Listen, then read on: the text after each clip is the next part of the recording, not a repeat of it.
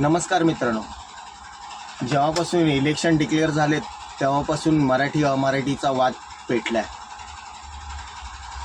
मत फक्त एवढंच आहे की हा जो सुनील शुक्ला, दुबे आणि जे कोणी आता हे पॉलिटिक्समध्ये आलेत, UP बिहारमधून आत्ता पैदा झालेत आणि हे जे बोलतात की आमच्यासारखे निवडून द्या, 1000 निवडून द्या, पूर्ण महाराष्ट्रावर आपलं राज्य असेल, हे बिंदास महाराष्ट्रामध्ये ओपनपणे बोलतात. याचं कारण कोण आहे माहिती आहे? आम्ही स्वतः आहे.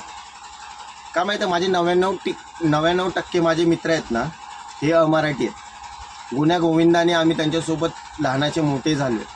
एका डब्यामध्ये आम्ही जेवलो, जॉबला आम्ही एकत्र आहे, सर्व गोष्टी आम्ही एकत्र केल्या. आणि एवढंच नाही की मुंबईमध्ये असे बरेच अमराठी लोक आहेत मुंबईमध्ये, ज्यांच्याशी तुम्ही एकदा बोलून बघा, एवढी गोड मराठी बोलतात ना की ती ऐकावीशीच वाटते. माझे बरेचसे मित्र आहेत, ते मराठी बोलतात, खूप छान वाटतं ऐकायला. मग हा वाद कशासाठी आणि कुणी लावला? मला असं वाटतं की आत्ता जी लोक येत आहेत UP बिहारमधनं, त्या लोकांनी या गोष्टीचा विचार केला पाहिजे की आजपर्यंत आपले वडील, आपले मोठे भाऊ किंवा आपण इथे कामधंदा केला, मग आत्तापर्यंत आपल्याला त्रास नाही झाला या लोकांचा, मग आत्ताच का होते? एवढी वर्ष एक जण मला बोलतो आमची दुसरी तिसरी पिढी आहे मुंबईमध्ये. मग 3 पिढ्या तुम्ही इथे काढल्या, 3 पिढ्या तुम्ही इथे काढल्या, तुम्हाला त्रास नाही झाला, मग आता का त्रास होते? तुम्हाला माहिती आहे हे BJPचं राजकारण आहे. आधी हिंदू मुस्लिम करून बघितलं, नाही झालं, मग आता मराठी आणि हिंदूचं भांडण लावलं तरच महाराष्ट्रावर त्यांची सत्ता येणार. म्हणून माझी हात जोडून रिक्वेस्ट आहे, जे इथे राहतात, आपले इथले स्थानिक मराठी हिंदू आहेत, स्थानिक मराठी हिंदी भाषिक आहेत, जे आमच्यासोबत राहतात, आमच्यासोबत उठतात, आमच्यासोबत बसतात, त्यांना एवढंच माझं सांगणं आहे की या लोकांच्या भाषणांना, ह्या लोकांच्या आर्ग्युमेंटला बळी पडू नका. आणि आपलं हे महाराष्ट्र जसं आजपर्यंत गुण्यागोविंदाने नांदत होतं तसंच नांदत राहू दे. कारण ह्याने फरक इतकाच पडणार आहे. छोटं उदाहरण देतो. जंगलामध्ये वाघ असतो, तो झोपला आहे म्हणून माकडं उड्या मारायला लागलेत, म्हणून जंगल माकडांचं तर होत नाही ना. मग त्यामुळे मी तुम्हाला रिक्वेस्ट करतो आहे, जंगल वाघाचं आहे. आणि जे आजपर्यंत गुण्यागोविंदाने मराठी शिकून मराठी लोकांसोबत उठतात, बसतात, राहतात, त्या लोकांचं आज कित्येक उदाहरण असे देऊ ज्यांनी मराठी मुलींशी लग्न केली, ज्या मराठी मुलांनी UP बिहारच्या मुलींनी UP बिहारच्या मुलांशी लग्न केली. किती उदाहरणं देऊ?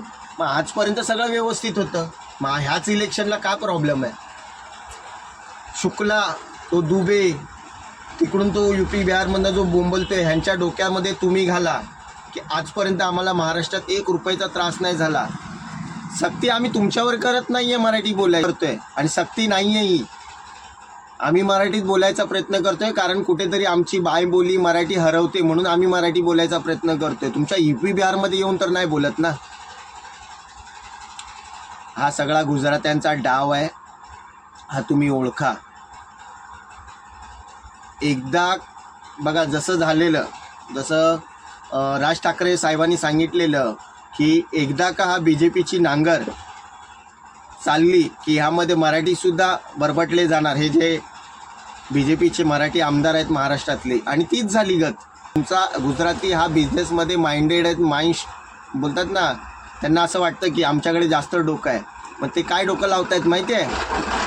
की महाराष्ट्रातून मराठी माणसं कमी झाली किंवा मराठी माणसं गप्प बसली, शांत पडली, UP बिहार वाढला, कारण उद्या तुमच्यावरती पण तीच पाळी येणार जी आज BJPचे महाराष्ट्रातले कार्यकर्ते आहेत त्यांच्यावरती आली. तर तुम्ही नीट विचार करा या गोष्टीचा. आणि माझे बरेचसे मित्र माझ्यावर चिडतात, कारण माझे स्टेटस जे असतात ना, हे UP बिहारांच्या, गुजरात्यांच्या, जैन मारवाड्यांच्या विरोधात असतात. आपण सगळं एकत्र आहोत यार. आजपर्यंत कधी भांडणं नाही केली, ह्याच्या पुढे पण करणार नाही. माझी प्रत्येक वेळा आर्ग्युमेंट होते, त्यामुळे माझे बरेचसे मित्र माझ्याशी बोलायचे बंद झालेत. हे BJPचं राजकारण ना खरंच लय अवघड आहे, कुणालाच कळणार नाही. म्हणून सांगतोय, आता तरी शहाणे व्हा. तुमचे आईवडील, तुम्ही इथे कमवायला आलात, कमवा, राहा, आम्ही तुमच्यावरती बंदी लावली नाही. कधीच कोणी म्हटलं नाही तुम्हाला की तुम्ही इथे जागा घेऊ शकत नाहीये, तुम्ही इथे राहू शकत नाही. तुम्ही राहा, बरं वाटतं आम्हाला सुद्धा. कारण आमचं हिंदुत्व कसं आहे माहिती आहे, आमचं हिंदुत्व हे संतांचं हिंदुत्व आहे. म्हणजे महाराष्ट्रामध्ये जे संत झाले ना, त्या लोकांनी आम्हाला हे नाही शिकवलं मारो काटो का हिंदुत्व नाही आहे आमचं.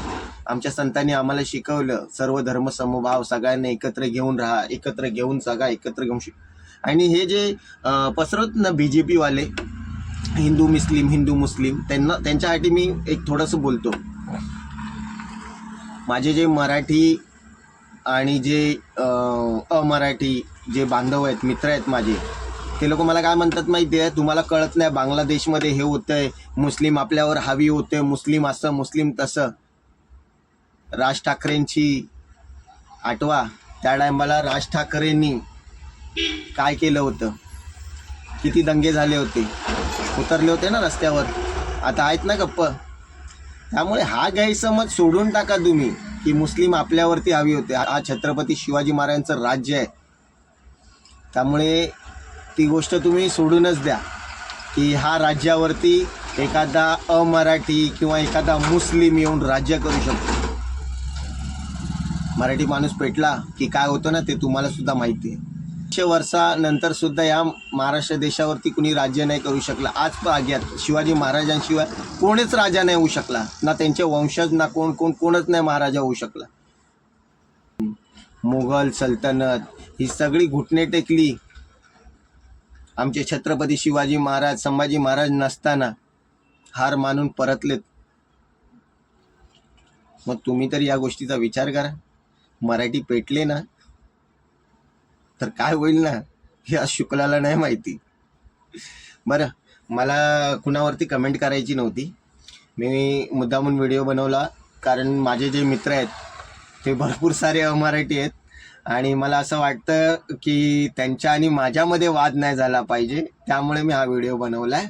कारण त्यांना सुद्धा हे पटलं पाहिजे की कोणीतरी तुम्हाला भडकवते, कोणीतरी उकसवते, कोणीतरी सांगते तुम्हाला की रशियामध्ये काय होतंय, युक्रेनमध्ये काय होतंय.